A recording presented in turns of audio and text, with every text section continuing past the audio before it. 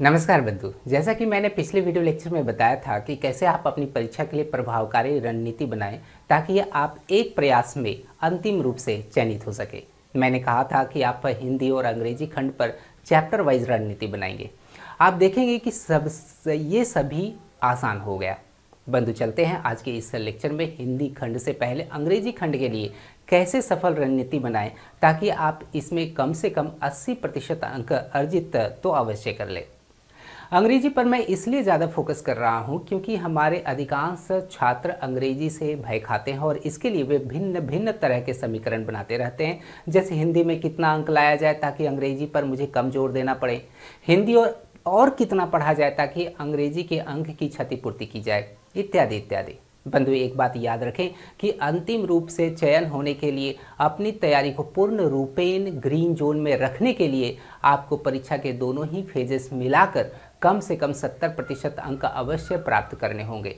अर्थात अंतिम रूप से चयनित होने के लिए 400 अंक में 280 अंक अर्जित करने होंगे। हालांकि वर्ष 2018 के फाइनल कट ऑफ की बात करें तो यह 280 अंक से भी ज़्यादा था। मैं यूआर कैटेगरी को लेकर यह बात कर रहा हूँ। यदि आप यूआर कैटेगरी के लायक अंक अर्जित करने का लक्ष्य बना लेते हैं तो सिकंदर बनना तो निश्चित है। कभी भी इस समीकरण पर अपनी तैयारी को आधारित न करें कि मुझे कम से कम कितना अंक अर्जित कर लेना है कि मेरा अंतिम रूप से चयन हो जाए। अपितु आपका समीकरण इस बात पर आधारित हो कि आप कितना और ज़्यादा पढ़ें कि आपका चयन अंतिम रूप से हो जाए। एक अच्छा कॉम्पिटिटर वही है जो ज़्यादा से ज़्यादा डिफरेंस लेकर जीतने की चाह रखता हो। बंधु, आगे बढ़ने से पहले यह बता दूं कि आप एसएससी जीएसटी के कोर्सेज के बारे में विस्तृत जानकारी हमारे वेबसाइट्स www.anandamtutorials.com या www.bankwiz.com में आएँ और फ्री और पेड में इस एग्ज़ाम की बेहतर तैयारी करें। सही मार्गदर्शन में अपनी पढ़ाई करें ताकि आप यथाशीघ्र फाइनली सिलेक्टेड हो सके।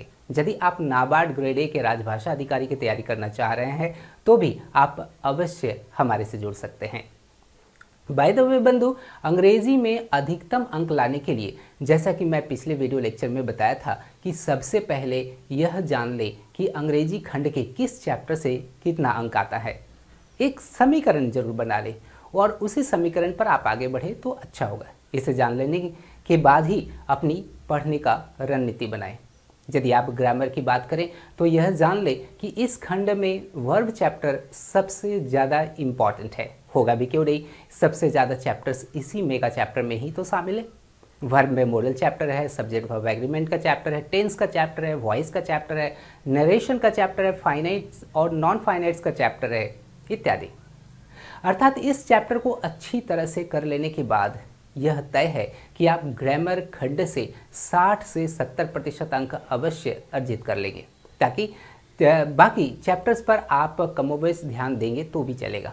हालांकि बंधु, यह बात उन लोगों के लिए ज़्यादा लागू होती है जो थोड़ा कंजूसी पूर्वक पढ़ाई करना चाहते हैं या खुद से काफ़ी समीकरण बनाते रहते हैं कि कितना कम से कम इनपुट दें कि ज़्यादा से ज़्यादा आउटपुट प्राप्त हो सके। खैर, यह हुई ग्रामर खंड की बात।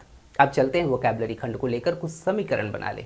बंधु, इस खंड में synonyms, antonyms, spellings, one word substitutions और इडियम्स एंड फ्रेजेस आते हैं। हालांकि वन वर्ड सब्स्टिट्यूशन तो आता नहीं है, फिर भी हर तरह के वर्ड्स को लर्न करना लाभदायक है इस परीक्षा के लिए, क्योंकि अंग्रेजी निबंध लेखन में ऐसे ही वर्ड्स का अधिक प्रयोग होता है।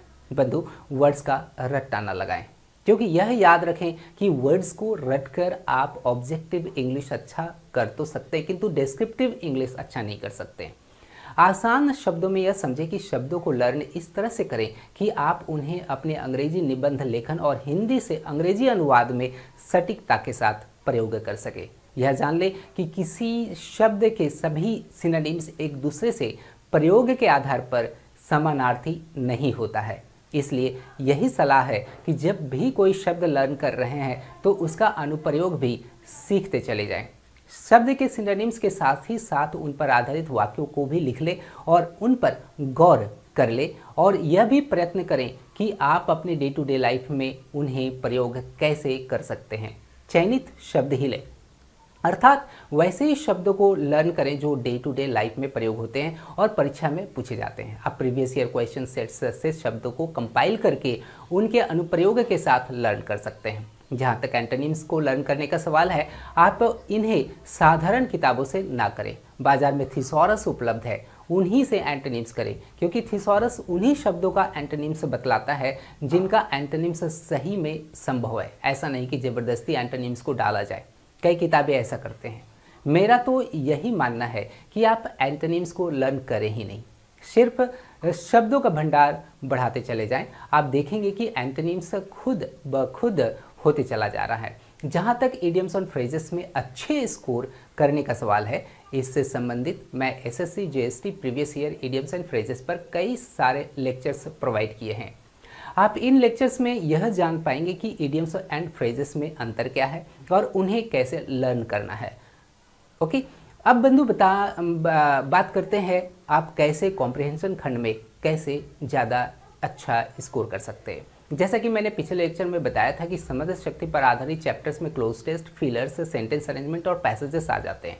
आप पैसेज के खंड में कैसे अच्छा स्कोर करें, इसके लिए मैंने कई लेक्चर्स इसी चैनल में उपलब्ध कराए हैं। इन्हें अवश्य देख लें, समझ लें। The power of English comprehension या अंग्रेजी की समझ शक्ति को बढ़ाने के लिए अंग्रेजी में सोचना, पढ़ना, बोलने के अलावा कोई दूसरा चारा नहीं है। अधिक से अधिक अंग्रेजी पढ़े, बोले और पैसेज से रिलेटेड प्रॉब्लम्स को सॉल्व करें।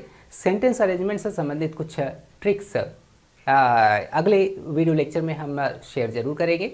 आप मेरी इन बातों पर जरूर गौर करेंगे और इनका अनुपालन भी करेंगे।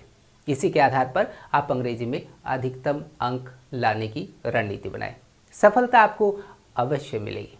धन्यवाद।